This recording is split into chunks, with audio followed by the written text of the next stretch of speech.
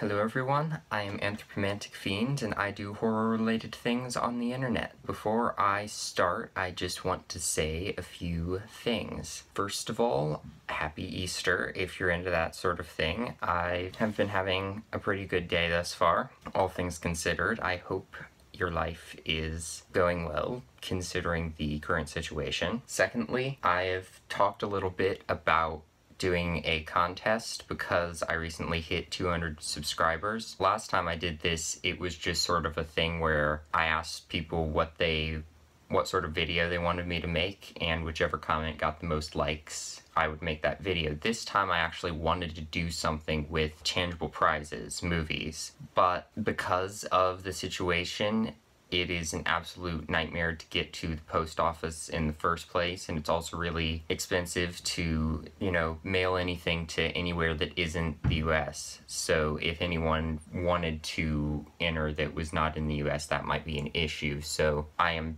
still going to do the contest. I know what the criteria are going to be, and I know what the prizes are going to be, but because of the insanity that's happening right now, there's just going to be a small delay on that. Thirdly, this is a new kind of video for this channel. Recently, because I need service hours for my school, I started a second channel, which is called Martin Reads. It is a for kids channel. It is where I read different children's books. That is literally what I do. I will read a children's book or part of a children's book on screen. I've read Green Eggs and Ham by Dr. Seuss, and I've started on Fortunately the Milk by Neil Gaiman in a few different sections, so that has been really fun. I decided, why not do this, but with something a little bit less child-friendly?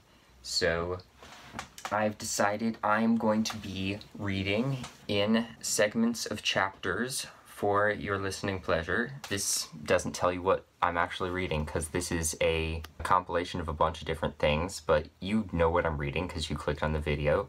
This is my collection of 7 masterpieces of Gothic horror, and I'm going to be reading Carmilla by Sheridan Le Fanu, which is the inspiration for a bajillion different horror movies, a lot of them made by Hammer, and some really great movies otherwise. The Blood-Spattered Bride is one of my favorites. There's a web series based on this book, which is not horror, but is awesome. And yeah, it's a pre-Dracula vampire story, and it's really, really good. So don't expect a lot of my usual editing in this. This is literally going to be as if I was just here reading the book to you, so enjoy. Carmilla. Prologue. Upon a paper attached to the narrative which follows, Dr. Hyselius has written a rather elaborate note, which he accompanies with a reference to the essay on the strange subject which the MS illuminates. Don't quite know what that means, but whatever. The mysterious subject he treats in that essay with his usual learning and acumen, and with remarkable directness and condensation. It will form but one volume of the series of that extraordinary man's collected papers. As I publish the case in this volume, simply to interest the lady, I shall forestall the intelligent lady who relates it in nothing, and after due consideration I have determined therefore to abstain from presenting any precis of the learned doctor's reasoning, or extract from his statement on a subject which he describes as involving not improbably some of the profoundest arcana of our dual existence and its intermediates. I was anxious, on discovering this paper, to reopen the correspondence commenced by Dr. Hyselius so many years before, with a person so clever and careful as his informant seems to have been. Much to my regret, however, I found that she had died in the interval. She, probably, could have added little to the narrative which she communicates in the following pages, with, so far as I can pronounce, such a conscientious particularity. Chapter 1. An Early Fright. In Styria, We, though by no means magnificent people, inhabit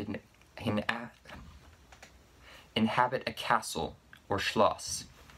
A small income in that part of the world goes a long way. 800 or 900 a year does wonders. Scantily enough ours would have answered among wealthy people at home. My father is English, and I bear an English name, although I never saw England. But in this lonely and primitive place where everything is so marvelously cheap, I really don't see how ever so much more money would at all materially add to our comforts, or even luxuries. My father was in the Austrian service, and retired upon a pension and his patrimony, and purchased this feudal residence, and the small estate on which it stands, a bargain. Nothing can be more picturesque or solitary. It stands on a slight eminence in a forest. The road, very old and narrow, passes in front of its drawbridge, never raised in my time, and its moat, stocked with perch and sailed over by many swans, and floating on its surface, white fleets of water lilies. Over all this the Schloss shows its many-windowed front, its towers, and its Gothic chapel. The forest opens in an irregular and very picturesque glade before its gate, and at the right a steep Gothic bridge carries the wood over a stream that winds in deep shadow through the wood. I've said that this is a very lonely place. Judge whether I say truth. Looking from the hall door toward the road, the forest in which our castle extends 15 miles to the right and 12 to the left. The nearest inhabited village is about 7 of your English miles to the left.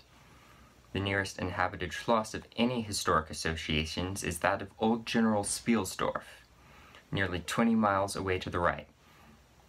I say the nearest inhabited village because there is, only 3 miles westward, that is to say in the direction of General Spielsdorf Schloss, a ruined village, with its quaint little church, now roofless, in the aisle of which are the mouldering tombs of the proud family of Karnstein, now extinct, who once owned the equally desolate chateau which in the thick of the forest overlooks the silent ruins of the town. Respecting the cause of the desertion of this striking and melancholy spot, there is a legend which I shall relate to you another time. I must tell you now how very small is the party who constitute the inhabitants of our castle. I don't include servants or those dependents who occupy rooms in the buildings attached to the schloss. Listen and wonder. My father, who is the kindest man on earth, but growing old, and I, at the date of my story, only 19. 8 years have passed since then. I and my father constituted the family at the schloss. My mother, a Styrian lady, died in my infancy, but I had a good-natured governess, who had been with me from, I might almost say, my infancy. I could not remember the time when her fat, benignant face was not a familiar picture in my memory. This was Madame Perdon, a native of Bern, whose care and good nature in part supplied to me, is it Bern or Berna? I don't know.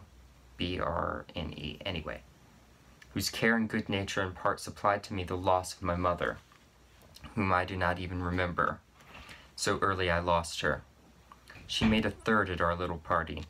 There was a fourth, Mademoiselle de La Fontaine, a lady such as you term, I believe, a finishing governess. She spoke French and German, Madame Perdon French and broken English, to which my father and I added English, which partly to prevent its becoming a lost language among us, and partly from patriotic motives we spoke every day. The consequence was a babel, at which strangers used to laugh, and which I shall make no attempt to reproduce in this narrative. And there were 2 or 3 young lady friends besides, pretty nearly of my own age, which were occasional visitors, for longer or shorter terms, and these visits I sometimes returned. These were our regular social resources, but of course there were chance visits from neighbors of only 5 or 6 leagues distance, My life was, notwithstanding, rather a solitary one, I can assure you. My governantes had just so much control over me as you might conjecture such sage persons would have in the case of a rather spoiled girl, whose only parent allowed her pretty nearly her own way in everything. The first occurrence in my existence, which produced a terrible impression upon my mind, which in fact never has been effaced, was one of the earliest incidents of my life which I can recollect. Some people will think it so trifling that it should not be recorded here. You will see, however, by and by why I mention it. The nursery, as it was called, though I had it all to myself, was a large room in the upper story of the castle, with a steep oak roof. I can't have been more than 6 years old, when one night I awoke, and looking round the room from my bed, failed to see the nursery maid. Neither was my nurse there, and I thought myself alone. I was not frightened, for I was one of those happy children who are studiously kept in ignorance of ghost stories, of fairy tales, and of all such lore as makes us cover up our heads when the door creaks suddenly, or the flicker of an expiring candle makes the shadow of a bedpost dance upon the wall nearer to our faces. I was vexed and insulted at finding myself, as I conceived, neglected, and I began to whimper, preparatory to a hearty bout of roaring, when to my surprise I saw a solemn but very pretty face looking at me from the side of the bed. It was that of a young lady who was kneeling, with her hands under the coverlet. I looked at her with a kind of pleased wonder, and ceased whimpering. She caressed me with her hands and lay down beside me on the bed, and drew me toward her, smiling.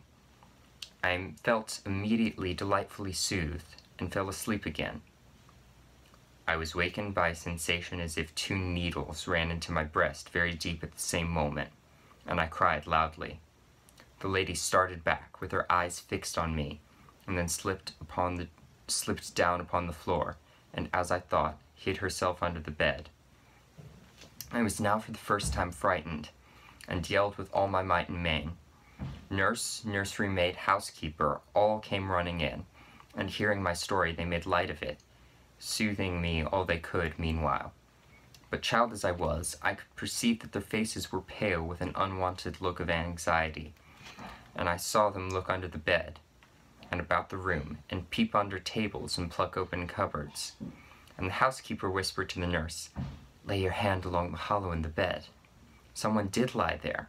So sure as you did not, the place is still warm."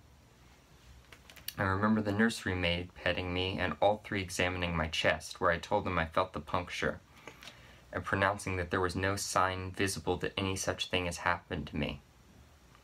The housekeeper and the 2 other servants who were in charge of the nursery remained sitting up all night, and from that time a servant always sat up in the nursery until I was about 14. I was very nervous for a long time after this. A doctor was called in. He was pallid and elderly. How well I remembered his long saturnine face, slightly pitted with smallpox, and his chestnut wig. For a good while, every second day, he came in and gave me medicine, which of course I hated. The morning after I saw this apparition, I was in a state of terror, and could not bear to be left alone, daylight though it was, for a moment. I remember my father coming up and standing at the bedside and talking cheerfully, and asking the nurse a number of questions, and laughing very heartily at one of the answers, and patting me on the shoulder and kissing me, and telling me not to be frightened, that it was nothing but a dream, and could not hurt me. But I was not comforted, for I knew the visit of the strange woman was not a dream, and I was awfully frightened. I was a little consoled by the nursery maids assuring me that it was she who had come and looked at me and lain down beside me in the bed, and that I must have been half dreaming not to have known her face. But this, though supported by the nurse, did not quite satisfy me. I remember, in the course of that day, a venerable old man in a black cassock coming into the room with the nurse and housekeeper, and talking a little to them, and very kindly to me. His face was very sweet and gentle, and he told me they were going to pray and join my hands together, and desired me to say softly while they were praying, "Lord, hear all good prayers for us, for Jesus' sake." I think these were the very words, for I often repeated them to myself, and my nurse used for years to make me say them in my prayers. I remember so well the thoughtful, sweet face of that white-haired old man in his black cassock as he stood in that rude, lofty brown room, with the clumsy furniture of a fashion 300 years old about him, and the scanty light entering its shadowy atmosphere through the small lattice. He kneeled, and the 3 women with him, and he prayed aloud with an earnest, quavering voice for what appeared to me a long time. I forget all my life preceding that event, and for some time after it is all obscure also, but the scenes I have just described stand out vivid as the isolated pictures of the phantasmagoria surrounded by darkness.